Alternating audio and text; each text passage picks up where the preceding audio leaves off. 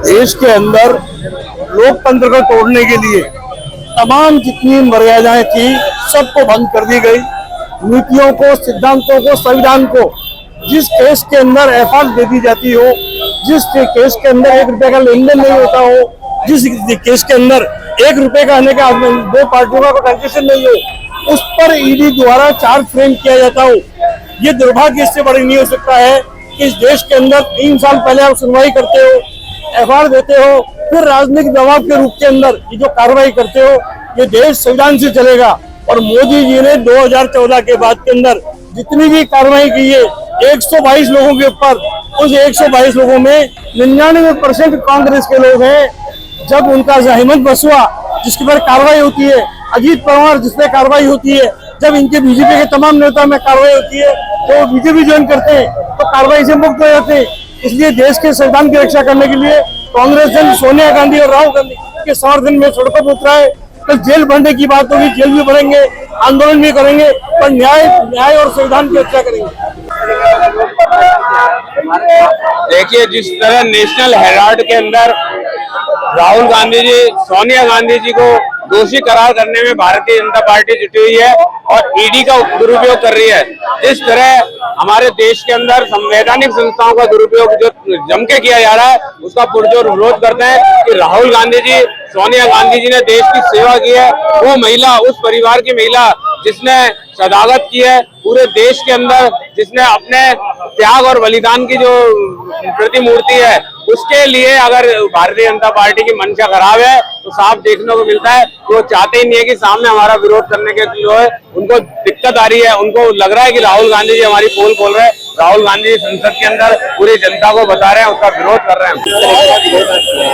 आज हमने विरोध किया नरेंद्र मोदी के खिलाफ विरोध किया है कि वो जब डरता ना कांग्रेस से ईडी को आगे करता, तो ईडी को सोनिया गांधी जी के खिलाफ, जबकि 10 साल से अखबार का जो केस चल रहा है, अभी तक कोई भी उसमें ऐसी जांच करने के बाद भी ऐसी कोई चीज नहीं आई है। लेकिन ये डराने के लिए बार बार ईडी का इस्तेमाल करते हैं, और जबकि कोई ईडी के लिए भी ऐसा कोई चीज नहीं मिली है कि जो गलत हो या सही हो। तो इस तरह से ईडी को आगे कर करके कांग्रेस को डराना चाहती है। लेकिन कांग्रेस और राहुल गांधी और हमारे गांधी परिवार और हमारे कांग्रेस इतनी मजबूत है, जब अंग्रेजों से नहीं डरी, अंग्रेजों को हमने भगा दिया इस देश से, तो ये तो छोटी सी चीज है। इस देश से अगर इस तरह से करेंगे, ये लोग गद्दारी करेंगे, लोगों को इस तरह से डराएंगे, धमकाएंगे और लोकतंत्र का गला घोटेंगे, तो कांग्रेस ही चुप नहीं बैठेंगे। लोकतंत्र और जनता के लिए सड़कों पर उतरेंगे, और आज हम सड़कों पर उतरे हुए हैं ईडी के खिलाफ। इस तरह से लोगों को डराने का काम किया जा रहा है। मोदी जी का पुतला जलाया गया इसी बात को लेकर कि लोगों को डराना धमकाना बंद करे। अगर कुछ है तो दिखाए ना, बार बार ईडी से डराने से क्या होगा। केवल अगर ऐसा है तो हमारे राहुल गांधी जी के खिलाफ अगर कोई कार्रवाई है तो करनी चाहिए ना, केवल डराने से काम नहीं चलता। ना तो राहुल गांधी गलत है, ना सोनिया गांधी जी गलत है। इस देश को हमारे खून से उन्होंने सींचा, इंदिरा गांधी जी ने खून से सींचा। देश के अंदर लोकतंत्र को तोड़ने के लिए तमाम जितनी मर्यादाएं थी सबको भंग कर दी गई।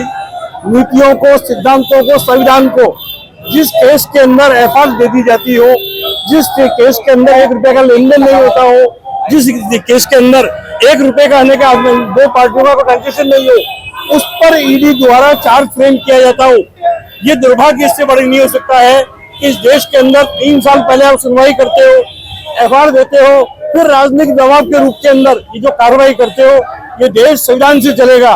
और मोदी जी ने 2014 के बाद के अंदर जितनी भी कार्रवाई की है 122 लोगों के ऊपर, उस 122 लोगों में 99% कांग्रेस के लोग हैं।